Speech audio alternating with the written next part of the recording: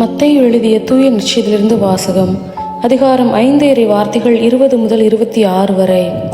அக்காலத்தில் இயேசு தம் சீடரை நோக்கி கூறியது: மறைநூல் அறிஞர் பரிசேயர் ஆகியோரின் நெறியை விட உங்கள் நெறி சிறந்திருக்கட்டும்.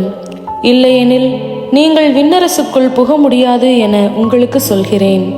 கொலை செய்யாதே, கொலை செய்கிறவர் எவரும் தண்டனை தீர்ப்புக்கு ஆளாவர் என்று முற்காலத்தவருக்கு கூறப்பட்டிருப்பதை கேள்விப்பட்டிருக்கிறீர்கள். ஆனால் நான் உங்களுக்கு சொல்கிறேன், தம் சகோதரர் சகோதரிகளிடம் சினங்கொள்கிறவர் தண்டனை தீர்ப்புக்கு ஆளாவர். தம் சகோதரரையோ சகோதரியையோ முட்டாளே என்பவர் தலைமை சங்க தீர்ப்புக்கு ஆளாவார். அறிவிலியே என்பவர் எரி நரகத்துக்கு ஆளாவார்.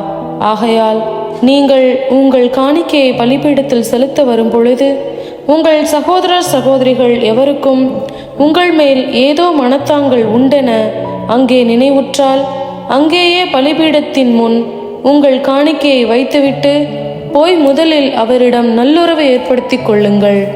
பின்பு வந்து உங்கள் காணிக்கையை செலுத்துங்கள். உங்கள் எதிரி உங்களை நீதிமன்றத்துக்கு கூட்டி செல்லும் போது வழியிலேயே அவருடன் விரைவாக உடன்பாடு செய்து கொள்ளுங்கள்.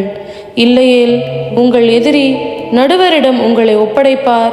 நடுவர் காவலரிடம் ஒப்படைக்க நீங்கள் சிறையில் அடைக்கப்படுவீர்கள்.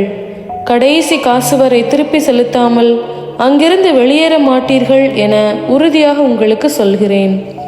இது ஆண்டவரின் அருள்வாக்கு. இறைவா, உமக்கு நன்றி.